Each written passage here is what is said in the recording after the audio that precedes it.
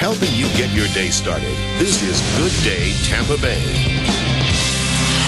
Welcome back. It's 8:49. Picking a college can be so confusing that it might make you wish there was a class designed to help make the decision easier.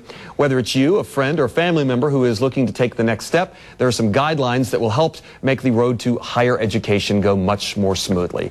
Joe Runge is the Director of College Counseling for Sarasota's Out of Door Academy. Good morning. Good morning. Thanks for coming in. A lot of things to consider. You got academics, you got social life, residential life, financial aid. You got to prioritize, right? Right, and I think when you prioritize, I think your first right of refusal is really to take a look at the current student or state of affairs in college counseling and admission. And just a couple points to make. The college-bound population is actually leveling, if not even slightly decreasing throughout the United States and in many regions and in many colleges throughout the country. And this is really after a precipitous 20-year rise fueled mostly by the baby boomer generation, or the children of the baby boomer generation. That generation is now fleshing out. So admissibility moving forward looks pretty favorable. Kids that were borderline at certain colleges in the past couple of years may find the green light when they get that acceptance letter this spring. And I think similarly, the financial aid crisis in the United States has really affected each student's individual freedom to choose. I think they're moving from a psychological platform of what's the best school for me, both inside and outside the classroom, holistically, to where am I going to get the most affordable choice this year. You're really seeing a pretty dramatic shift in psychology there. And then a little bit of gender-related news. There are more females than males going to college these days. Is that new?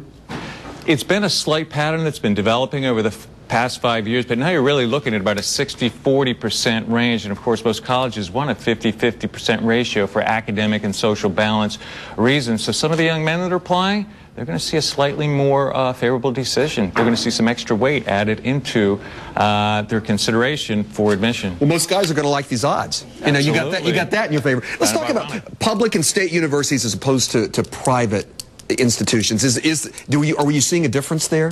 Yeah, the vast majority of public schools in the United States have really seen a dramatic increase in applications this year, again, due to the financial crisis. You're seeing parents and students who 6 months ago were perhaps thinking about a private school admission have now retracted and retrenched. Now they're looking for that more affordable in-state options. So what you're going to see, I think the net result or the yield of that is you're going to see a higher quality student filtering into some of the most prominent state school systems in the United States, most notably California, New York, and Florida.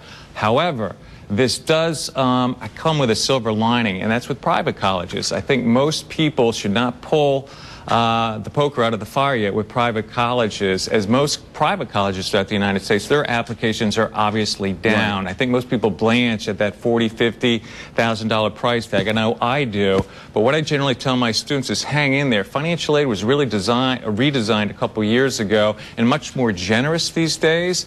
And this is what I want to tell the audience, kind of demystify. Very few people actually pay full freight to go to private schools. 80% of the kids that go are on financial aid, and a lot of those financial aid packages exhibit significant discounts. We've only got 30 seconds left, so I'm going to ask you this. Is there an easy way to find out whether it's worth your time to even apply to certain schools? Absolutely. Just a couple quick points in the last couple minutes we have, or the last 30 seconds.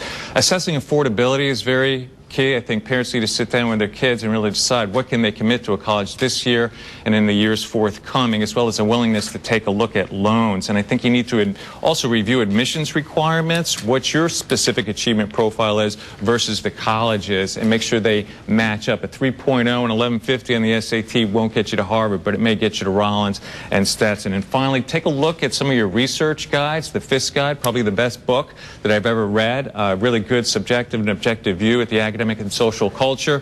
The College Board website, as well as the website at the Out of Door Academy, both terrific in terms of giving information about college admissions. You are an encyclopedia. Great information this morning. Thank you for being here. Thank you, Russell.